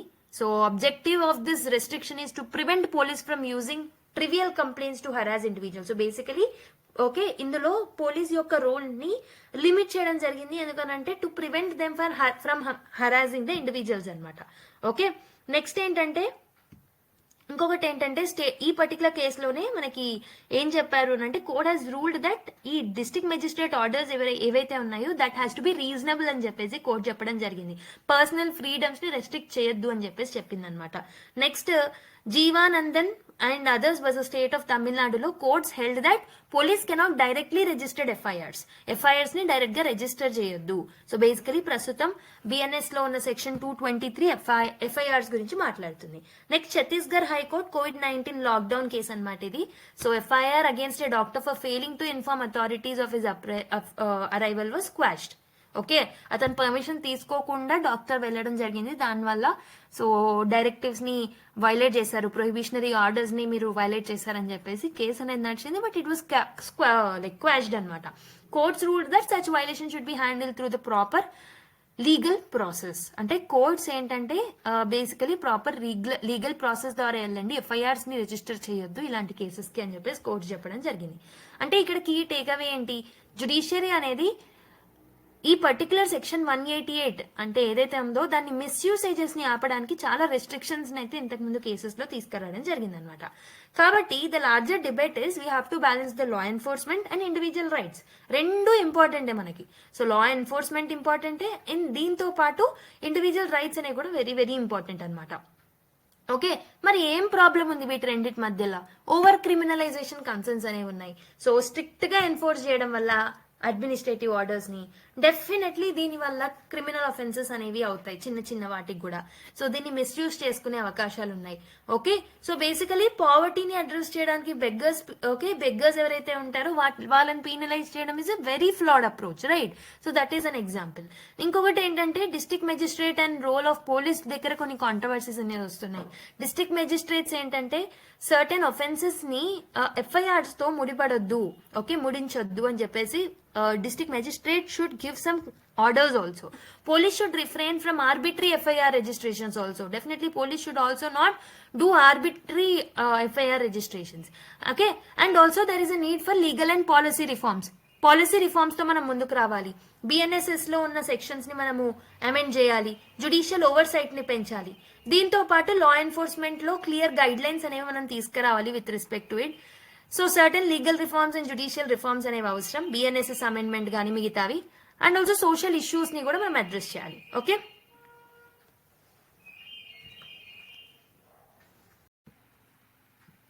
స్లో అన్స్టడీ అని చెప్పేసి ఒక ఆర్టికల్ రావడం జరిగింది. Let's analyse it. So basically ఇక్కడ ఒక కేస్ స్టడీ అనేది ఉంది. సో దాన్ని మనం అనలైజ్ చేద్దాం. మెయిన్స్ లో GS2 పోర్షన్ లో గవర్నెన్స్, జస్టిస్ సిస్టమ్ వాటిలలో మనం లింక్ చేసుకోవచ్చు. సో సజ్జన్ కుమార్ కన్విక్షన్ గురించి దీంట్లో మాట్లాడడం జరిగింది. సో సజ్జన్ కుమార్ ఎవరు? ఇతను ఒక ఫార్మర్ కాంగ్రెస్ ఎంపీ అన్నమాట. Because of the mob lynching and mob violence, so అందులో గిల్టీ గా ప్రూవ్ అవ్వడం జరిగిందనమాట. ఆల్మోస్ట్ ఈ మాబ్ వల్ల 18-year-old and his father were dead in 1984 anti-sick rights అనమాట. అయితే initially he was acquitted but later sentence to life imprisonment అనమాట 2021లో. అయితే ఈ పర్టికులర్ థింగ్ 1984 లో జరిగితే 2021 లైఫ్ ఇంప్రిజన్మెంట్ అనేది వచ్చింది. Why the justice has taken so long? ఏంటంటే ఇన్వెస్టిగేషన్స్ ప్రాపర్ గా జరగలేదు, ఫెయిల్యూర్ అయ్యాయి. Okay, police did not register the specific FIRs. That is one problem. Investigations ని మ్యానిపులేట్ చేశారు, లైక్ కంప్లైంట్స్ అనేవి డిస్కరేజ్ చేశారు, ఎవిడెన్స్ అనేది సప్రెస్ అయింది. This is another problem. Political influence ఎక్కువగా ఉండింది. ఓకే, సో కీ విట్నెసెస్ ఎవరైతే ఉంటారో వాళ్ళని ఇంటిమిడేట్ చేశారు. సో దానివల్ల కూడా ఈ పర్టికులర్ జస్టిస్ అనేది డిలే అయింది. అండ్ ఆల్సో లూప్ హోల్స్ చాలా ఉన్నాయి, legal loopholes. Okay, defence lawyers ఎవరైతే ఉన్నారో so they have exploited contradiction to delay trials అనమాట. Okay, so in order to delay the trials, so defence lawyers ఏంటంటే contradictions ని exploit చేయడం జరిగిందనమాట. So what are the judicial commissions and what is the public activism? So justice Ranganath Mishra commission ని setup చేయడం, Nanavati commission, Jain Agarwal committee, ఇవన్నిటిని setup చేశారనమాట judicial commissions ని in order to look in to this issue. And public ప్రొటెస్ట్లు and political shifts అనేవి కూడా జరిగాయి. So ఈ పబ్లిక్ ప్రొటెస్ట్ల వల్ల మళ్ళీ ఈ పర్టికులర్ కేసెస్ ని రీఓపెన్ చేయడం జరిగింది అనమాట. ఫైనల్ అవుట్కమ్ ఢిల్లీ హైకోర్టులో ఎక్విటల్ జడ్జిమెంట్ ని ఓవర్టర్న్ చేసి he was sentenced to life అనమాట. 2024లో కన్విక్షన్ ని మళ్ళీ అపీల్ చేసి అపీల్స్ అనేవి పాసిబుల్ గా మార్చారనమాట. So what are the challenges? So ఇక్కడ మనకి కేస్ స్టడీ ఎప్పుడు ఏమైంది అవన్నీ మనకి not our business. Okay, it's just an example. అయితే మనం నేర్చుకోవాల్సిన కీ థింగ్ ఏంటంటే ఈ పర్టికులర్ ఆర్టికల్ నుంచి what are the challenges in delivering timely justice. So judicial delays అనేవి ఎక్కువగా అయిపోతున్నాయి. So backlog of cases are almost 4.7 crore pending cases అనేవి ఉన్నాయి ఇండియాలో. ట్రయల్ ప్రాసెస్ కూడా చాలా స్లోగా ఉంది. Okay, so basically immediate trials బదులు కమిషన్స్ ని యూజ్ చేస్తున్నారు. That is another problem. Appeals and retrials అనేవి they are prolonging, final justice అనేది ప్రాపర్ గా రావట్లేదు. And police and investigation failures అనేవి జరుగుతున్నాయి. ఎవిడెన్స్ కలెక్షన్ చాలా వీక్ గా ఉంది. And also powerful individuals, influence of powerful individuals ఎవరైతే ఉన్నారో సో దానివల్ల కేసెస్ లో డిలేస్ అనేవి చూస్తున్నాం. ఓకే, విట్నెస్ ప్రొటెక్షన్ అనేది ఎక్కువగా అయిపోతుంది అనమాట. లైక్ విట్నెస్ ప్రొటెక్షన్ అనేది పూర్ గా జరుగుతుంది అనమాట. That is another problem. Witness లు ప్రొటెక్ట్ అవ్వట్లేదు. సో దానివల్ల డెఫినెట్లీ ఎవిడెన్సెస్ ని మనం ప్రాపర్ గా చూపెట్టలేదు. అండ్ ఆల్సో మాబ్ వైలెన్స్ కి సంబంధించి there is a difficulty in convicting అనమాట. సో క్రెడిబుల్ విట్నెసెస్ ని మనం ప్రాపర్ గా ఫైండ్ అవుట్ చేయలేకపోతున్నాం. మల్టిపుల్ పర్పెట్రేటర్స్ ఉంటారు కదా మనకి ఈ పర్టికులర్ మాబ్ వైలెన్స్ కి సంబంధించి. సో మల్టిపుల్ పీపుల్ ఇన్వాల్వ్ అవ్వడం వల్ల so it has been a challenge అనమాట. అండ్ ఆల్సో ఎవిడెన్స్ డిస్క్లోజర్ కూడా చాలా డిలేస్ ని చూస్తున్నాం ఎవిడెన్స్ డిస్క్లోజర్స్ లో. దీనివల్ల ఎలాంటి ఇంప్లికేషన్స్ ఉంటాయి? పబ్లిక్ ట్రస్ట్ అనేది జుడిషియరీ మీద పబ్లిక్ ట్రస్ట్ అనేది డిక్లైన్ అవుతుంది. జుడిషియల్ ఎఫిషియన్సీ గురించి చాలా డౌట్స్ అనేవి ఫామ్ అవుతాయి in the heads of the public. And also victims will lose faith in the legal institutions అన్నమాట. పొలిటికల్ అండ్ కమ్యూనల్ రామిఫికేషన్స్ కూడా జరుగుతాయి. మాబ్ వైలెన్సెస్ అనేవి ఇంతకు ముందు కూడా జరిగాయి 1984లో, 2002లో, 2020 ఢిల్లీ రైట్స్, ఇవన్నీ రామిఫై అవుతాయి అనమాట. Okay, and also there is a lack of impartiality in prosecuting the politicians. So ఇలా లాట్ ఆఫ్ ఇష్యూస్ అనేవి ఉన్నాయి. And rule of law and governance, justice అనేది డీలే అవుతుంది, జస్టిస్ అనేది డీనే అవుతుంది. ఓకే, సో ఇలా లాట్ ఆఫ్ ఇష్యూస్ అనేవి ఉన్నాయన్నమాట. మరి ఏం చేస్తే బాగుంటుంది? ఫాస్ట్ ట్రాక్ కోర్ట్స్ ని మనం సెటప్ చేయాలి for communal violence cases, special courts ని. ఓకే, రైట్ రిలేటెడ్ క్రైమ్స్ ని డీల్ చేయడానికి స్పెషల్ కోర్ట్స్ ని సెటప్ చేయాలి. అండ్ ఆల్సో పోలీస్ ని స్ట్రెంథన్ అప్ చేయాలి, ఇన్వెస్టిగేటివ్ ఏజెన్సీస్ ని కూడా మనం స్ట్రెంథన్ అప్ చేయాలి. సో దట్ విట్నెస్ కి ప్రొటెక్షన్ ఇస్తారు. ఇండిపెండెంట్ ప్రోబ్ టీమ్స్ అనేవి ఉంటాయి అనమాట for politically sensitive cases. Judicial reforms ని మనం తీసుకురావచ్చు, లైక్ ప్రొసీజరల్ డీలేస్ ని తగ్గించవచ్చు, స్ట్రిక్ట్ టైమ్ లైన్స్ ని ఎన్ఫోర్స్ చేయాలి, అకౌంటబిలిటీ అండ్ ట్రాన్స్పరెన్సీని మనం తీసుకురావాలన్నమాట. Regular reporting, public reporting of this high profile cases should be done. Scrutiny should be there on the public. Okay, I mean public కి proper public scrutiny అనేది ఉండాలి ఇలాంటి cases లో. అంటే వాళ్ళకి ట్రాన్స్పరెంట్ గా ఉండాలన్నమాట. డే టు డే రిపోర్ట్స్ అనేవి పబ్లిక్ డొమైన్ లో పెడితే బాగుంటుంది. Okay, I hope you have understood this particular case study. Okay, so ఇక్కడ మీరు నేర్చుకోవాల్సింది only why justice is getting delayed. ఏం చేస్తే డీలేడ్ జస్టిస్ ని మనం ఆపొచ్చు. ఓకే, now let's go to another article. So now let's look at another article. Water blight అని ఒక ఆర్టికల్ రావడం జరిగింది. సో బేసికలీ డిజాస్టర్ మేనేజ్మెంట్ లో గవర్నెన్స్, గవర్నమెంట్ పాలసీస్, వీటిలలో మనం ఈ టాపిక్ ని లింక్ చేసుకోవచ్చు. ఓకే, సో రీసెంట్ గా మనకు తెలుసు నాగర్ కర్నూల్లో ఏంటంటే శ్రీశైలం లెఫ్ట్ బ్యాంక్ కెనాల్ దగ్గర తెలంగాణలో నాగర్ కర్నూల్ టనల్ కొలాప్స్ అనేది జరిగింది. Okay, so this highlights the urgent need for scientific risk assessment before undertaking the tunnel construction. Okay, ఒక 3 metre section of the roof అనేది కొలాప్స్ అయిపోయింది అనమాట. ఎందుకంటే అక్కడ వాటర్ సీపేజ్ అనేది అయింది. అందులో ఆల్మోస్ట్ 8 మెంబర్స్ ట్రాప్ అయ్యారు. హెవీ వాటర్ ఫ్లో అనేది it has hindering the rescue operations also. Okay, so if you look at the issue that took place in Uttarakhand in November 2023, so if you compare it with Silkyara tunnel collapse, 41 workers అక్కడ rescue అయ్యారనమాట after 16-day operation. So key difference ఏంటంటే Srisailam collapse ఏంటంటే it involves flooding and continuous water seepage. కానీ కాబట్టి ఇక్కడ ఏంటంటే ఇక్కడ rescue చేయడం అనేది కొంచెం కష్టంగా అనేది అవుతుంది అనమాట. ఎందుకంటే కంటిన్యూగా వాటర్ సీపేజ్ అనేది జరుగుతుంది ఇక్కడ. Okay, so that is a difference అనమాట. సో టనల్ కొలాప్స్ కావడానికి what are the reasons, what are the causes? So ఒకటి వచ్చేసి water seepage and aquifer rupture అనమాట. సో ఆక్విఫైర్స్ అనేవి these are the underground channels, మనకు తెలిసిందే.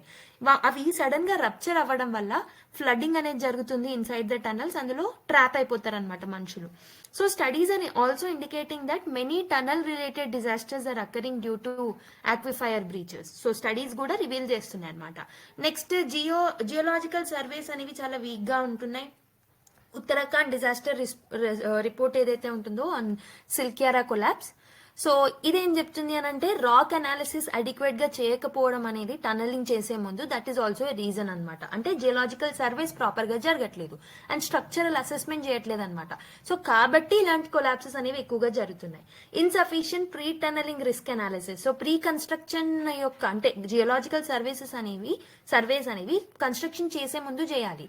Okay, so కానీ దాంట్లో గ్యాప్స్ ఉండడం వల్ల, ఈ రిస్క్ అసెస్మెంట్ లో గ్యాప్స్ ఉండడం వల్ల గ్రౌండ్ మూవ్మెంట్ అనేది అన్ఎక్స్పెక్టెడ్ గా జరిగి రూఫ్ కొలాప్సెస్ అనేవి అయ్యి అక్కడ వర్కర్స్ ట్రాప్ అవుతున్నారు అనమాట. ఓకే, సో రెస్క్యూ ఆపరేషన్స్ లో ఎందుకు ఛాలెంజెస్ ఉన్నాయి? లాట్ ఆఫ్ వాటర్ అనేవి సీపేజ్ అవ్వడం వల్ల it is acting as a major barrier అనమాట. శ్రీశైలంలో హెవీ వాటర్ ఫ్లో అనేది it is continuously blocking access to the workers who are trapped in to that. Okay, అయితే ఈ రెస్క్యూ మెథడ్స్ ఏమేమి traditional rescue methods ఇక్కడ follow అవుతున్నారు, like horizontal గా drill చేస్తున్నారు, వర్టికల్ గా బోరింగ్ వేస్తున్నారు. ఓకే, బట్ ఇప్పుడు జరిగే water clogging and water seepage conditions లో ఈ ట్రెడిషనల్ మెథడ్స్ అనేవి ఫెయిల్ అవుతున్నాయి. And also advanced drilling methods అనేవి కూడా ప్రాపర్ గా వర్క్ అవ్వట్లేదు. So advanced drilling technologies are also in limited use అనమాట. ఓకే, సో నెక్స్ట్ ఇంకొకటి ఏంటంటే need for rapid response team. So delays assessment లో, ప్లానింగ్ లో డిలేస్ అనేవి చూడడం వల్ల రెస్క్యూ ఎఫర్ట్స్ కి చాలా చాలా ప్రొలాంగ్ అవుతున్నాయి అనమాట. So state and central disaster teams యొక్క కోఆర్డినేషన్ అనేది చాలా చాలా crucial. And what are the lessons that you can derive from global and Indian experiences? ఒకటి వచ్చేసి గ్లోబల్ ప్రాక్టీసెస్ లో నార్వే, స్విట్జర్లాండ్, జపాన్ ఏవైతే ఉన్నాయో, so they are following the tunnelling techniques అనమాట, అడ్వాన్స్డ్ టనలింగ్ టెక్నిక్స్. సో వాళ్ళు ఏమేమి use చేస్తున్నారంటే real time monitoring చేస్తున్నారు, డ్రైనేజ్ సిస్టమ్ ఆటోమేటెడ్ గా ఉండేలా చూస్తున్నారు, గ్రౌండ్ పెనట్రేషన్ అనేది గ్రౌండ్ పెనట్రేటింగ్ రాడర్ అనేది చూస్తున్నారు ఫర్ ఎర్లీ డిటెక్షన్. సో ఇవన్నీ చేస్తున్నారు. ఇండియాస్ టనల్ రిలేటెడ్ డిజాస్టర్స్ చూసుకుంటే సిల్క్యారా టనల్ అనేది 2023లో మనకు ఆ టన్నల్ కొలాబ్స్ జరిగింది. 2017లో చెనాని నష్రి టన్నల్ కొలాబ్స్ అనేది జరిగింది. ఢిల్లీ మెట్రోకి సంబంధించి స్మాల్ కొలాప్సెస్ అనేవి జరిగాయి. సో ఇలా లాట్ ఆఫ్ కొలాప్సెస్ అనేవి జరుగుతూ ఉన్నాయి, which is leading to the death of the workers also. Okay, so మరి ఏం చేస్తే బాగుంటుంది? సో టనలింగ్ చేసే ముందు సో ఈ జియోలాజికల్ సర్వేస్ అనేవి అంటే ప్రీ టనలింగ్ రిస్క్ అసెస్మెంట్ అనేది ప్రాపర్ గా చేయాలన్నమాట, మ్యాండేటరీగా చేయాలి. ఓకే, ఇమేజింగ్ టెక్నిక్స్ అనేవి కూడా అడ్వాన్స్డ్ గా చేయాలన్నమాట. Artificial intelligence based predictive models ని మనం తీసుకురావాలి. అండ్ డిజాస్టర్ ప్రిపేర్డ్నెస్ ని మనం ఇంప్రూవ్ చేసుకుంటూ రావాలన్నమాట. Okay, and next policy and accountability measures ని కూడా మనం తీసుకొని రావాలి. సో దానివల్ల మనం ఇలాంటి ఇష్యూస్ ని ట్యాకిల్ చేయొచ్చు. Next article, why are PwDs worried about DPDP rules అని ఒక ఆర్టికల్ రాయడం జరిగింది. So let's analyse this article. ఇది again governance policies related to vulnerable sections, ఈ టాపిక్స్ లో మీరు లింక్ చేసుకోవచ్చు.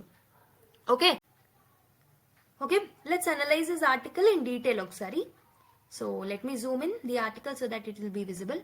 సో బేసికలీ మనకి ఏమైంది, ministry of electronics and information technology, the Meitei ministry ఏదైతే ఉంటుందో, సో ఏంటంటే డ్రాఫ్ట్ రూల్స్ ఏవైతే ఈ డేటా ప్రొటెక్షన్ కి సంబంధించిన డ్రాఫ్ట్ రూల్స్ గురించి మనం చాలా జనవరి మంత్ లో చాలా డిస్కస్ చేసుకున్నాం, మీకు గుర్తుంటే. సో ఆ పర్టికులర్ డ్రాఫ్ట్ రూల్స్ ని పబ్లిక్ కన్సల్టేషన్స్ లో పెట్టింది కదా. So Meitei is actually trying to wrap up the public consultations on this particular draft rules. Okay, by March 5th, disability right activists are trying to get a key provision of the act amended or dropped. So basically ఇందులో ఉన్న ఒక provision ని amend are drop చేయాలని చెప్పేసి disability rights కి సంబంధించి వాళ్ళ activist పోరాడుతున్నారనమాట. So వాళ్ళు ఏం పాయింట్అవుట్ చేస్తున్నారనంటే, సో ఎవరైతే పర్సన్స్ విత్ డిజబిలిటీస్ ఉన్నారో they are negating the decision making capabilities. Okay, ఇందులో ఉన్న కొన్ని ప్రొవిజన్స్ వాళ్ళ డెసిజన్ మేకింగ్ క్యాపబిలిటీస్ మీద రెస్ట్రిక్షన్స్ పెడుతున్నాయి అనమాట. Okay, so basically what does the provision say? So what does this particular provision say? Section 9 clause 1 లో మనకి in clubbing children with PWDs. So basically section 9 clause 1 లో ఏం చెప్తున్నారు అని అంటే, డిపిడిపి యాక్ట్ లో సో చిల్డ్రన్ ని పీడబ్ల్యూడీస్ తో కలిపారనమాట, క్లబ్ చేసేసారు. And they have mandated that even in cases of adult PWDs, అంటే పెద్దవారు అయినప్పటికీ, అడల్ట్ పీపుల్ ఉన్నప్పటికీ పర్సన్స్ విత్ డిసబిలిటీస్ లో వాళ్ళకు కూడా లీగల్ గార్డియన్స్ ఎవరైతే ఉంటారో వాళ్ళ కన్సెంట్ అనేది అవసరం అనమాట. వాళ్ళ పర్సనల్ డేటాని ఆబ్టైన్ చేసే ముందు ఎవరి నుంచి కన్సెంట్ అనేది అవసరం? లీగల్ గార్డియన్స్ ఎవరైతే ఉంటారో ఆ అడల్ట్ పీడబ్ల్యూడీస్ కి కూడా వాళ్ళకి సంబంధించిన డెసిజన్ ఆర్ వాళ్ళకి సంబంధించిన ఇన్ఫర్మేషన్ ని సీక్ చేయాలన్నప్పుడు it will be use definitely compulsory లాగా మార్చారనమాట. So government officials have said that draft rules have try to address the issue of limiting the number of the disabilities. So basically disabilities కి సంబంధించిన వాటిని మేము limit చేయాలనుకుంటున్నాము. Okay, activist and experts ఏమంటున్నారు అంటే, so దీని వల్ల మాకు లాట్ ఆఫ్ సిగ్నిఫికెంట్ ఛాలెంజెస్ వస్తాయని చెప్పేసి వాళ్ళు అంటున్నారు అనమాట. So union government has said that it brought the DPDP act 2023 to govern the processing of digital personal data in a way that recognizes both the right of the individuals to protect their personal data and the need to process such personal data for lawful purposes. So basically వాళ్ళ డేటాని protect చేస్తూనే ఆ డేటాని lawful purposes కి use చేసుకునేలాగా మేము amend చేశాము, కొత్త ప్రొవిజన్స్ ని తీసుకొచ్చామని చెప్పేసి గవర్నమెంట్ చెప్తుంది అనమాట. సో వేరే section 9 clause 1 of DPDP draft rules ఏం చెప్తున్నాయనంటే, ఆ data fiduciary shall before processing any personal data of a child or a person with disability who has a lawful guardian obtain verifiable consent of the parent of such child or a lawful guardian as the case may be in such manner as may be prescribed అని చెప్పేసి అంటున్నారు. So data ఫిడ్యూషరీస్ అంటే ఈ social media companies ఏవైతే ఉంటాయో so అవి డేటాని process చేసే ముందు చిల్డ్రన్ కి సంబంధించిన అయినా పీడబ్ల్యూడి పర్సన్స్ ఎవరికైతే లీగల్ గార్డియన్స్ ఉంటారో వాళ్ళకి సంబంధించిన డేటా ప్రాసెసింగ్ చేసేటప్పుడు సో వాళ్ళ యొక్క లీగల్ గార్డియన్ యొక్క కన్సెంట్ అనేది డెఫినెట్ గా అవసరం అని చెప్పేసి ఈ పర్టికులర్ చట్టంలో చెప్తున్నారు అనమాట. So the act's language defines data fiduciaries as those parties processing the personal data and data principals as the users whose data is being collected. So but in section 2G for PWD the act has included lawful guardian within the meaning of data principal. So basically data principal ante evaru, data fiduciary ante evaro manaku teliyali. So data principals ante a particular apps ni use chese vallu, data ni emantaru ee social media వీటన్నిటిని use చేసే వాళ్ళు ఎవరైతే ఉంటారో వాళ్ళు data principles అనమాట. So basically data principal అంటే ఎవరైతే users ఉంటారో వాళ్ళే. కానీ ఈ particular section of 2J sections లో పీడబ్ల్యూడీస్ కి సంబంధించి లాఫుల్ గార్డియన్స్ కి ఈ డేటా ప్రిన్సిపల్ అథారిటీ అనేది ఇచ్చారనమాట. ఓకే, ఐ హోప్ మీకు కొంచెం ఇష్యూ అనేది అర్థమైందని అనుకుంటున్నా. So let's go in to further details of this particular topic. Okay, so give me a second. Yeah. What are the key provisions of the DPDP Act? As I've already told you, Section 9 Clause 1 లో legal guardianship requirement ని పెట్టారు even for the adult పీడబ్ల్యూడి candidates. Okay, so ఎవరికైతే legal guardians ఉంటారో వాళ్ళ consent అనేది అవసరం ఉంటుంది before processing the data of PwDs along with the children. It does not recognise the decision making autonomy of PwDs. అంటే ఇక్కడ ఏమవుతుంది, సో వాళ్ళ లీగల్ గార్డియన్స్ కి డెసిషన్ మేకింగ్ పవర్ ఇవ్వడం వల్ల వీళ్ళ యొక్క డెసిషన్ మేకింగ్ పవర్ అనేది హ్యాంపర్ అవుతుంది. Okay, so definition of the data fiduciary and data principal. So already చెప్పాను, ఎవరైతే డేటాని ప్రాసెస్ చేస్తున్నారో అంటే ఏ సోషల్ మీడియా కంపెనీ కానివ్వండి, మిగతా వాళ్ళు కానివ్వండి, ఎవరైతే మన పర్సనల్ డేటాని ప్రాసెస్ చేస్తున్నారో any entity, that will be called as a data fiduciary. Versus data principals అంటే ఎవరు, సో ఎవరైతే ఇండివిజువల్స్ డేటాని యూజ్ చేసుకుంటున్నారో, ఐ మీన్ నాట్ డేటా, ఎవరైతే యూజర్స్ ఉంటున్నారో of this particular entities, so వాళ్ళని డేటా ప్రిన్సిపల్స్ అంటారు. ఫర్ పీడబ్ల్యూడి the legal guardian is considered as a data principal. So ఇదే నేను చెప్పాను ఆల్రెడీ మీకు. అయితే ఈ పర్టికులర్ ఆర్టికల్లో ఇలా పెట్టడం వల్ల కొన్ని కన్సర్న్స్ డిజబిలిటీ రైట్స్ యాక్టివిస్టులు దే ఆర్ ప్రొటెస్టింగ్. అసలు ఎందుకు, what are the concerns that they are showcasing అనేది మనం తెలుసుకోవాలి. సో ఈ పర్టికులర్ డెసిషన్ మేకింగ్ అథారిటీని వాళ్ళకి ఇవ్వడం వల్ల, ఎవరికి ఇస్తున్నారు, లీగల్ గార్డియన్స్ కి ఇవ్వడం వల్ల, సో పీడబ్ల్యూడి యొక్క అటానమీ అనేది అండర్మైన్ అవుతుంది. So basically right of persons with disability act 2016 ఏదైతే ఉంటుందో, and also United nation convention on the right of persons with disabilities ఏవైతే ఉన్నాయో, ఇవి ఎక్కువగా అటానమీ మీద, ఇండిపెండెంట్ డెసిషన్ మేకింగ్ మీద ఫోకస్ చేస్తాయి అన్నమాట. ఓకే, అయితే ఈ డిపిడిపి గార్డియన్ కన్సెంట్ మోడల్ అనేది ఈ ప్రిన్సిపల్స్, ఈ రెండిట్లలో ఉన్న ప్రిన్సిపల్స్ ని వైలేట్ చేస్తుంది అనమాట, నెగేట్ చేస్తుంది. ఓకే, సో ప్రస్తుతం ఉన్న ఎగ్జిస్టింగ్ లాస్ లో ఎలాంటి కాన్ఫ్లిక్ట్స్ ఉన్నాయి, సో బేసికలీ ప్రస్తుతం ఉన్న లాస్ లో లైక్ ఆర్పిడబ్ల్యూడి యాక్ట్ కానివ్వండి, నేషనల్ ట్రస్ట్ యాక్ట్ కానివ్వండి, సో ఇవన్నీ గార్డియన్షిప్ ని ఎలా డిఫైన్ చేస్తున్నాయనంటే as a supportive mechanism and not a absolute requirement. So supportive mechanism అనేది it's like a okay, so basically guardianship అంటే గార్డియన్షిప్ ఉండాలా లేదా అనేది it's just like a support. కాకపోతే ఇది ఖచ్చితంగా జరగాలి, అబ్జల్యూట్ గా అది ఇంప్లిమెంట్ అవ్వాలి అనేది ఎక్కడ మెన్షన్ చేసలేదు. కానీ డిపిడిపిలో blanket application of the guardianship does not differentiate between the PwDs who need assistance and those who can make decisions independently. అంటే ఇక్కడ ఏమవుతుంది అని అంటే, సో బ్లాంకెట్ డెఫినేషన్ ఇచ్చారు, యూనివర్సల్ డెఫినేషన్ ఇచ్చేసారు పీడబ్ల్యూడీస్ కి. అంటే దెర్ ఆర్ సమ్ పీడబ్ల్యూడీ అంటే ఎవరైతే పర్సన్స్ విత్ డిజబిలిటీస్ ఉంటారో కొంతమందికి ఇండిపెండెంట్ డెసిషన్ మేకింగ్ చాయిసెస్ కూడా ఉంటాయి. కానీ ఇక్కడ ఒక యూనివర్సల్ డెఫినేషన్ ఇచ్చేసి అందరూ పీడబ్ల్యూడీస్ కి అందరికీ గార్డియన్షిప్ అనేది ఉండాలి అని చెప్పడం it's not right. Okay, it is violating the principle of RPWD act and other international provisions. Okay, so data protection and privacy concern is another problem. So చాలా మంది పర్సన్స్ విత్ డిజబిలిటీస్ ఏంటంటే వాళ్ళకి legal guardians లేరనమాట. Okay, so కాబట్టి వాళ్ళందరూ ఇందులో నుంచి exclude అయ్యే, ప్లాట్ఫామ్స్ యూసేజెస్ నుంచి యూజర్స్ లాగా ఎక్స్క్లూడ్ అయ్యే ఛాన్సెస్ ఉంటాయి. ఓకే, ఇంక్లూజివిటీ అనేది ఉండదు. And also this can be potentially misused also. So ఎవరైతే గార్డియన్స్ ఉంటారో వాళ్ళు మిస్యూజ్ చేసుకునే అవకాశాలు కూడా ఉన్నాయి. అయితే ఈ పర్టికులర్ ఆర్టికల్లో ఒక సర్వేని కూడా మెన్షన్ చేశారు. So surveys are finding on PWDs legal guardianship says that ఒక 91 పీడబ్ల్యూడీస్ ని సర్వే చేశారనమాట by Shashank Patnaik and Saksham disability action వాళ్ళు. అయితే వాళ్ళు ఇచ్చిన సర్వే ప్రకారం 24% ఆఫ్ పీడబ్ల్యూడీస్ కి మాత్రమే లీగల్ గార్డియన్స్ ఉన్నారనమాట out of 91 people. Okay, so majority people కి అసలు they do not require full guardianship. So ఖచ్చితంగా గార్డియన్ ఉండాలి అనే ప్రొవిజన్ అనేది లేదనమాట మెజారిటీ ఆఫ్ ద పీపుల్. ఎవరికైతే లీగల్ గార్డియన్స్ ప్రిఫరబుల్ ఉన్నారో వాళ్ళకు కూడా లిమిటెడ్ గార్డియన్షిప్ అంటే ప్రతి డెసిషన్ మేకింగ్ లో ఇన్వాల్వ్ అవ్వక్కర్లేదు. So according to this survey, మరి గవర్నమెంట్ ఏం జస్టిఫై చేస్తుంది for bringing these changes? So they are saying that మీ ఒక డేటా ప్రొటెక్షన్ ని ఎన్షూర్ చేయడానికి, మీరు ఎక్స్ప్లాయిట్ ఇవ్వకుండా ఉండడానికే మేము దీన్ని తీసుకొస్తున్నాము అని చెప్పేసి గవర్నమెంట్ అంటుంది. So ministry of electronic and information technology ఏదైతే ఉంటుందో వీళ్ళు ఏమంటున్నారంటే they are arguing that guardian consent protects vulnerable individuals from data misuse. Okay, so ఇంకొకటి ఏంటంటే యాక్టివిస్టులు ఏమంటున్నారు, యాక్టివిస్టులు ఎందుకు ప్రొటెస్ట్ చేస్తున్నారు? ఈ లా అనేది only it has to be applied to PWDs who require decision making support. ఇది అందరూ పీడబ్ల్యూడీస్ కి వర్తించదు అని చెప్పేసి వాళ్ళు అంటున్నారు అనమాట. సో మరి what should be the way forward? So basically DPDP act rules లో కొన్ని అమెండ్మెంట్స్ తీసుకురావాలి. ఏదైతే సెక్షన్ 9 క్లాస్ 1 ఉందో దాన్ని అమెండ్ చేయాలన్నమాట. సో అలాంగ్ విత్ యుఎన్సిఆర్పిడితో దాంట్లో కూడా అమెండ్మెంట్స్ తీసుకురావాలి.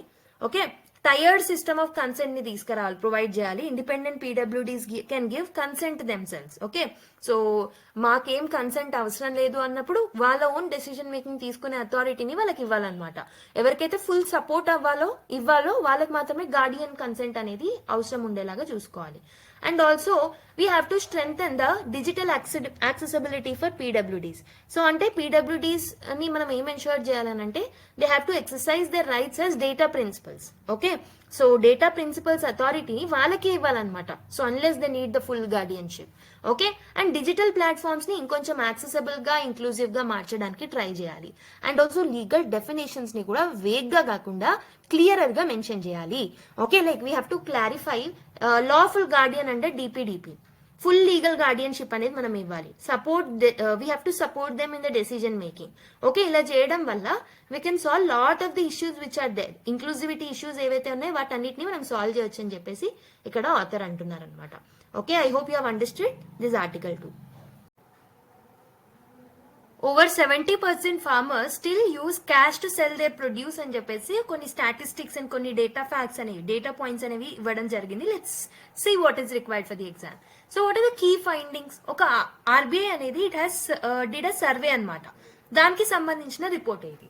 సో క్యాష్ అనేది పేమెంట్స్ కి సంబంధించి, ఫార్మర్ కి సంబంధించి క్యాష్ అనేది డామినెంట్ మీన్స్ ఆఫ్ ట్రాన్సాక్షన్ గా ఉందన్నమాట.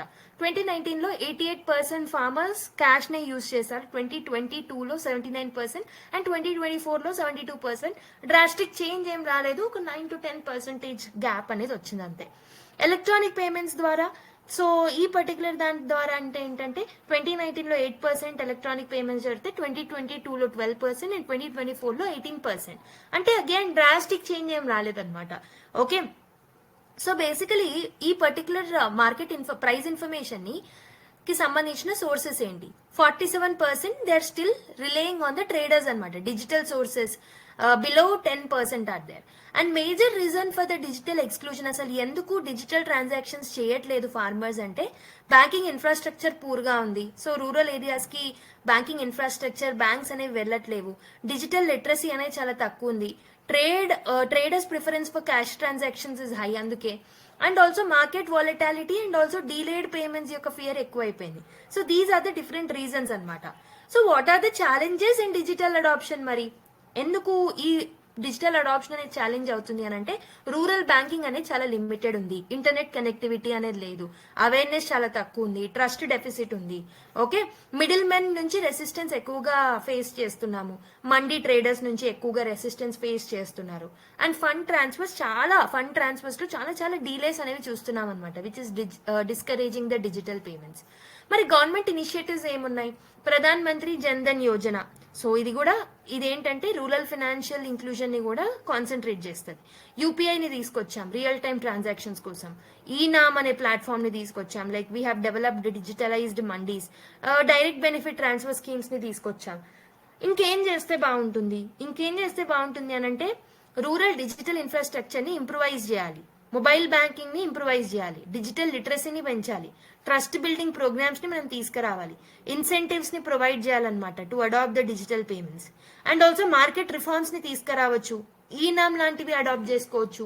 సో ఇవన్నీ చేయడం వల్ల డిజిటల్ ట్రాన్సాక్షన్స్ ని పెంచవచ్చు. So consider the following statements regarding digital payments in India's agriculture. The share of farmers using electronic payments for selling produce has increased from 8% in 2019 to 18% in 2024. So which is right? Farmers primarily rely on mobile apps and websites for market price information. Definitely no. Government has mandated that all APMC mandis must accept. అంటే ఇలాంటి mandate ఏం లేదు ప్రస్తుతానికి. So కాబట్టి A only అంటే 1 only is the right answer. Okay? So next. European Union says ready to address India's specific concerns on carbon tax levy on imports అని చెప్పేసి ఒక ఆర్టికల్ రావడం జరిగింది. So European union has come up with something called as carbon border adjustment mechanisms అనమాట. అంటే ఏవైతే import అది ఎక్కువగా చేసుకుంటుందో ఒకవేళ ఆ ఇంపోర్ట్స్ కి సంబంధించిన ప్రొడక్షన్ ప్రాసెస్ లో ఎక్కువగా కార్బన్ రిలీజ్ అనేది ఉంటుంది. ఓకే, కార్బన్ డైఆక్సైడ్ ఎక్కువ రిలీజ్ అయితే సో అలాంటి వాటికి ఎక్కువ టాక్సేషన్ అనేది వేస్తుంది అనమాట యూరోపియన్ యూనియన్. దాన్నే మనం కార్బన్ బార్డర్ అడ్జస్ట్మెంట్ మెకానిజం అని అంటాం. So EU's tax on carbon intensive imports like steel, aluminium, cement ఇలాంటి వాటి మీద ఎక్కువగా ట్యాక్స్ అనేది వేస్తుంది. But India has some concerns.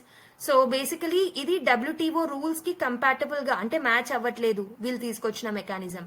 Okay, definitely మన యొక్క కాంపిటేటివ్నెస్ అనేది తగ్గుతుంది, ఎందుకంటే ట్యాక్స్ పెంచినప్పుడు cost of the final price will increase. So that will lead to the impact on the exports అనమాట. అండ్ డెవలపింగ్ నేషన్స్ మీద బర్డెన్ ఉంటుంది. మరి యూరోపియన్ యూనియన్ రెస్పాన్స్ ఏంటి అనేది ఈ ఆర్టికల్లో మెన్షన్ చేయడం జరిగింది. ఇండియన్ కన్సర్న్స్ ని అడ్రస్ చేస్తామంటున్నారు వాళ్ళు. సో ఇది WTOకి నార్మ్స్ కి సంబంధించిందే, కంప్లై అవుతూనే దీన్ని తీసుకొచ్చానని అంటున్నారు. 90% కంపెనీస్ ఎగ్జామ్షన్స్ అనేవి ఇస్తున్నాం, లైక్ 90% కంపెనీస్ కి ఎగ్జామ్షన్స్ ఇస్తున్నాము ఆల్రెడీ అని చెప్పేసి కూడా వాళ్ళు అంటున్నారు.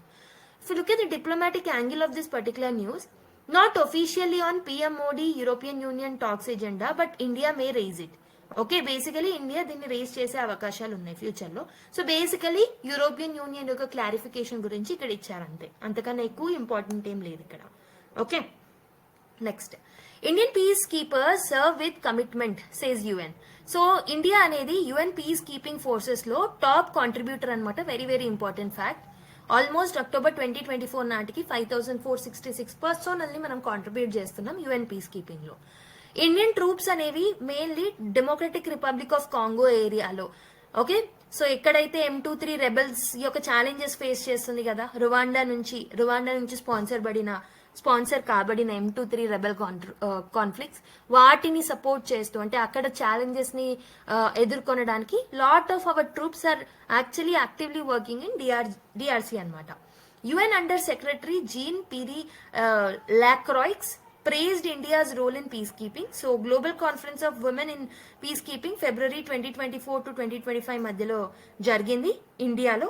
35+ కంట్రీస్ పార్టిసిపేట్ చేసే అందులో భాగంగా ఇక్కడ మనం ప్రైజ్ చేయడం జరిగింది అనమాట.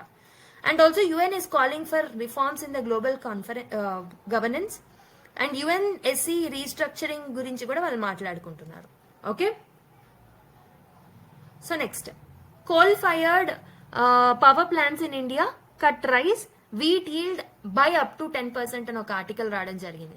So coal plants cut rice and wheat yield by up to 10% due to NOx pollution, అంటే నైట్రోజన్ ట్రయాక్సైడ్ పొల్యూషన్ ఏదైతే ఉంటుందో దానివల్ల ఈ కోల్ ప్లాంట్స్ నుంచి వచ్చే NOx పొల్యూషన్ వల్ల వీట్ అండ్ రైస్ yield అనేది 10% తగ్గిపోయింది అని చెప్పేసి ఇక్కడ చెప్తున్నారనమాట.